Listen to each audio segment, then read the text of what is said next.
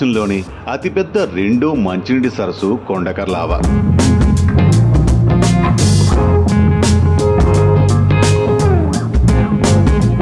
ఆ ఆవు ఉన్న ఊర్లోనే నేను 10వ తరగతి చదివాను. చాలా ఏళ్ల తర్వాత ఆ ఊరు వెళ్ళాను. చదువుకునే రోజుల్లో ఆ చెరువు పక్కన మా క్లాస్మేట్ సీనిగాడితో లంచ్ బాక్స్ తిన్న రోజులు గుర్తుకొచ్చాయి. ఇది 1995వ సంవత్సరంలో ముచ్చట. చాలా ఏళ్ల తర్వాత నేను చదువుకున్న స్కూలు ఆవని చూశాను. ఏదో తెలియని ఆనందం. కానీ ఆనాటి ఆవనీరు వేరు, ఆ రోజులు వేరు, ఆ ప్రాంతం వేరు, ఆ మనుషులు వేరు.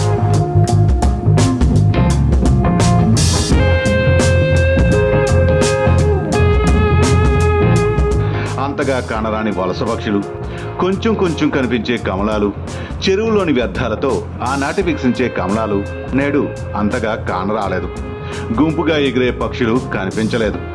కనిపించేదంతా కమర్షియల్. ఆనాడు గొప్పగా చెప్పుకునే మన కొండకర్ల ఆవ ఇప్పుడు వెడ్డింగ్ షూట్లకి, వీకెండ్ పార్టీలకు ఉపయోగపడుతుంది. ప్రకృతిని ఆస్వాదించడానికి వచ్చే వాళ్ళకన్నా ప్రకృతిని పక్కదో పట్టించేటోళ్ళు ఎక్కువయ్యారు.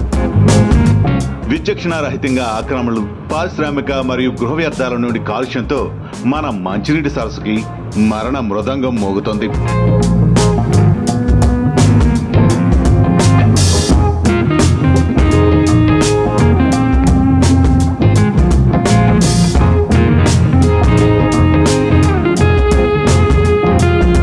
వంద కంటే ఎక్కువ జాతుల పక్షులకి మరియు 25 రకాల చేపలకు మన ఆవ ఆవాసం ఇచ్చిందని పుస్తకాల్లో చదువుకోవడానికి మిగిలేలా ఉంది.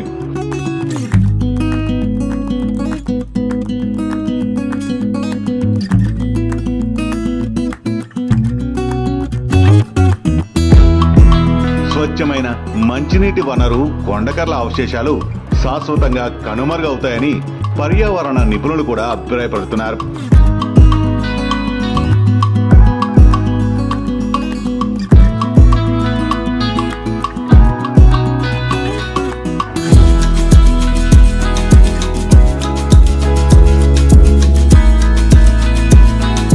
మునగోపాక, అచ్యుతాపురం మండలాల మధ్య 1832 ఎకరాల్లో విస్తరించి ఉన్న ఈ చెరువు 21 గ్రామాలకు జీవనాడి అందించింది.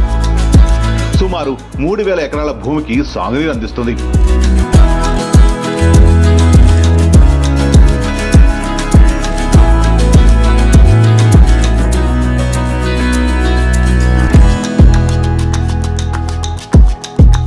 ఒకప్పుడు వందలాది రకాల పక్షులకు నిలయంగా ఉన్న కొండకర్ల ఆవలో అనేక రకాల చేపలు కనుమరుగవడమే కాకుండా పక్షుల రాక కూడా గణనీయంగా తగ్గుముఖం పట్టడంతో పర్యావరణవేత్తలు కూడా ఆందోళన చెందుతున్నారు.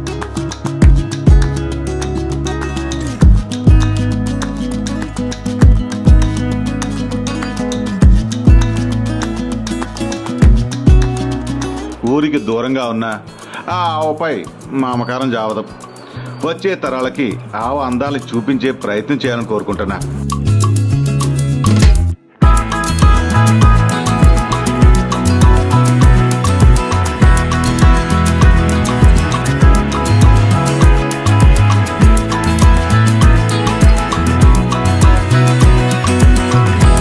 వ్యర్థాలని ఆవలోకి రాకుండా, ఆవ భూముల ఆక్రమణలు జరగకుండా ప్రజలు పోరాడాలని ప్రార్థిస్తున్నా.